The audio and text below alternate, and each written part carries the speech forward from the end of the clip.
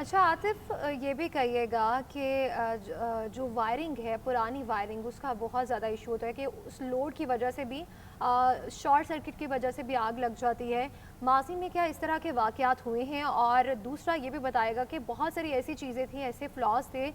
جس میں emergency exist وہ فنکشنل نہیں تھیں، یہ کتنا بڑا سوالیہ نشان؟ آپ نے درست فرمایا۔ اب کراچی میں اس سے قبل بھی جو ہے درجنوں واقعات ایسے ہوتے رہے ہیں۔ میکسیمم ایسے واقعات ہوتے ہیں جو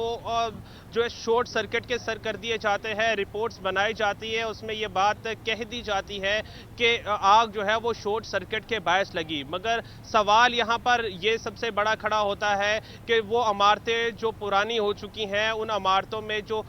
موجود جو وائرنگ ہے اس کو بہتر کیوں نہیں بنایا گیا، اس کو جو ہے وقت کے ساتھ تبدیل کیوں نہیں کیا گیا، اور وقت کے ساتھ اس کی انسپیکشن کیوں نہیں کی گئی، وقت کے ساتھ اس میں فائر اینڈ سیفٹی کے جو آلات تھے وہ کیوں نہیں تبدیل کیے گئے، وہ کیوں نہیں بہتر بنائے گئے۔ یہ ایک بہت بڑی چیز ہے جو سامنے آئی ہے۔ یہ عمارت کیونکہ گل پلازا ہے، کراچی کی پرانی عمارتوں میں سے یہ ایک عمارت ہے جس میں یہ واقعہ پیش آیا ہے،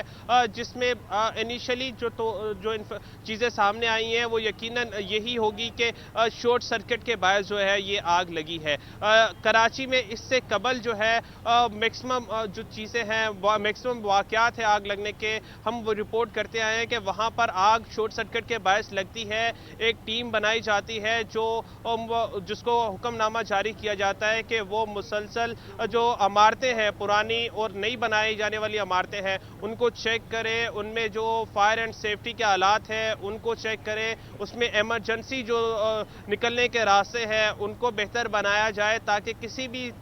طور پر اگر اس طرح کا حادثہ پیش آتا ہے تو لوگوں کو محفوظ بنایا جا سکے۔ لیکن یہاں پر کیونکہ یہ عمارت ہے، پرانی عمارت ہے، یہاں پر یقیناً یہ نظام نہ ہونے کی وجہ سے ہی اتنا بڑا سانحہ پیش آیا کہ جو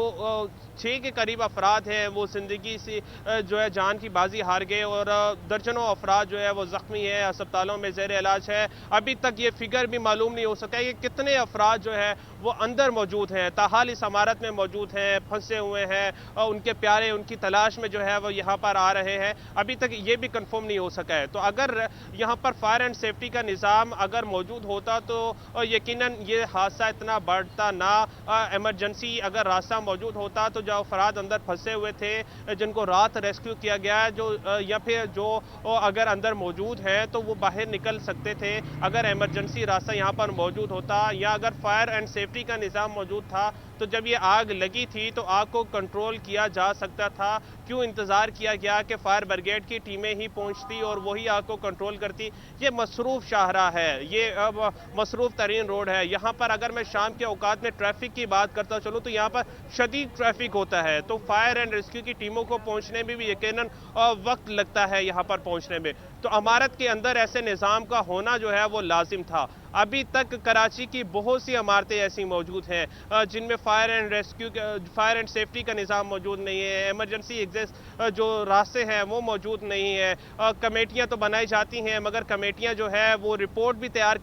کر لیتی ہیں، ایسی عمارتوں کو NOCs بھی جاری کر دیے جاتے ہیں، مگر جو حادثہ ہے وہ رکتے نہیں ہے، پھر جو ہے گل پلازا جیسا حادثہ رونما ہو جاتا ہے۔